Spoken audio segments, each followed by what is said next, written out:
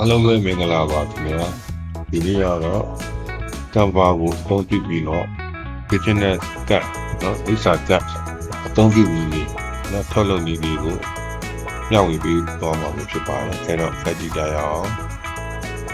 ဥပမာကျွန်တော်တို့ဒီကံပါ software ပဲဖြစ်ဖြစ် browser တစ်ခုအနေပဲဖြစ်ဖြစ်နော်ကံပါ website တွေကိုဝင်လိုက်ပါပြီးရင်ဒီမှာ search box နဲ့အထဲမှာကိုယ်ရိုက်ထည့်ပေးရမှာပေါ့နော်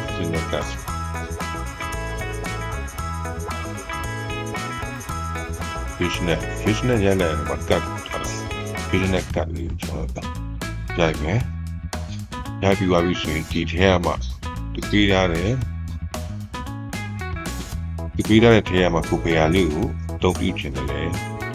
ဗီဒီမိတ်လေးပေးတာပြတာပါအဲ့တော့တုံးပြရတာပြောရပါတယ်ဒီထဲကလူချင်းနဲ့ကတ်ပုံလာပြီအဲ့တော့ business ကတ်မှာဆိုရင်ရှိမယ်အနောက်ရှိမယ်ဟောအဲ့တော့ကိုကြိုက်တဲ့ကတ် user ပုံစံလေးကိုဒီထဲကနေပဲရှုပါအဲ့တော့ဒီနေရာနေလေအမြင်များကြည့်လို့ရပါတယ်ဒါဒီနဲ့ကြည့်လို့ရတယ်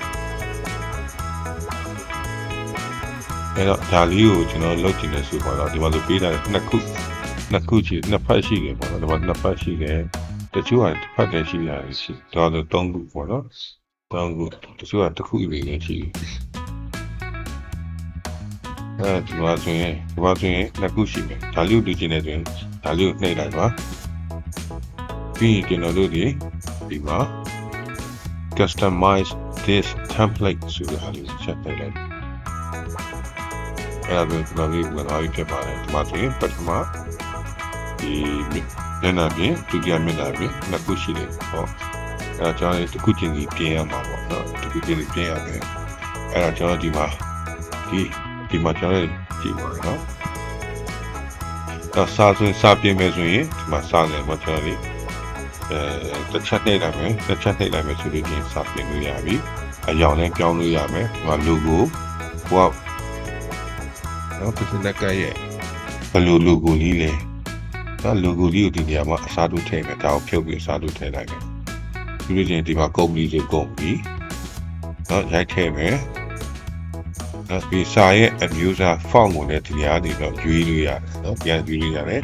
စာရဲ့ဆက်အရွယ်အစားကိုလည်းဒီကနေတော့ဒီနေရာနေကြီးမယ်ဒီနေရာသေးမယ်ဒီမှာဆိုရင် A ဆိုတဲ့နေရာလေးကတော့စာလုံးရဲ့အရောင်ကာလာကိုဒီမှာလာလုပ်လို့ရတယ် B ဆိုလို့ချင်းရင်အရောင်တင်မယ်ပေါ့နော်အရောင်အထူး I ဆိုလို့ချင်းရင်စာလုံးစောင်းမယ် U ဆိုရင်စာလုံးအောက်မှာမြင်ထားပြီးပြီစာရှိတဲ့ဖြစ်ဒီကနေပြီးတော့စာလုံးကိုပြောင်းသွားပြီးပါဖြစ်ပါတယ်အဲ့ဒါဒီမှာဆိုရင် icon လေးတွေရှေ့မှာလည်းကျွန်တော်ပြောခဲ့ပါတယ်တကယ်လို့ပြော icon တွေလိုအပ်တဲ့နော် icon လေးတွေ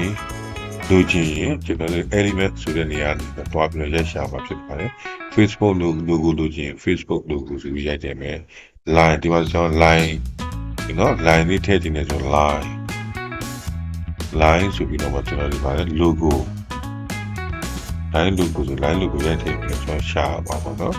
အဲ့ဒါဆို line logo နဲ့ပတ်သက်တဲ့ဟာတွေဒီကြားလာပါလိမ့်မယ်ဘာ line နဲ့ပတ်သက်တော့ဘာတယ်လီနဲ့စာရှိတဲ့ဖြစ်ဒီဟာလေးကိုကိုယ်ကနေပြီးတော့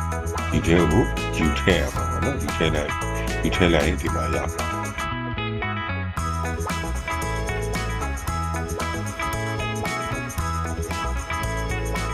နော်ဒီဘက်ချန်ပြီးသွားလို့ပြင်သွားရင်လည်းဒီမှာဟိုဘက်ချန်ပြင်တဲ့ဒီအဲ့ချက်တင်လိုက်ဒီကနေသွားပြီးတော့ပြင်သွားတော့ကားနေရာမှာဘယ်လိုကြည့်ဘူးဆိုကျွန်တော်ဒါလေးနှိပ်မယ် delete image ပေါ့နော် delete image အဲ့ဒါပုံကြီးပြတ်သွားမယ်အစားထိုးခြင်းတဲ့နေရာကိုဒီမှာအစားထိုးမယ်ဟုတ်တဲ့အတိုင်းပဲဒီမှာစာပြင်မယ်စာတွေကိုပြင်မယ်ကိုပါရီ service ပေးမှာလေနော်ကိုပါ service ပေးမှာလေဆိုရလေးဒီမှာရေးမယ်ပြီးဒီမှာလည်းကိုယ့်ရဲ့ logo လေးထည့်မယ်ဒီရဲ့ design နောက်က design ကလာမကြိုက်ဘူးဆိုရင်တခြား template လေးတွေကိုရှာပြီးထည့်လို့ရပါတယ်နော်ဒီလိုကူပါမယ်ဒီနောက်ဆိုရင်နားလည်မယ်ထင်ပါတယ်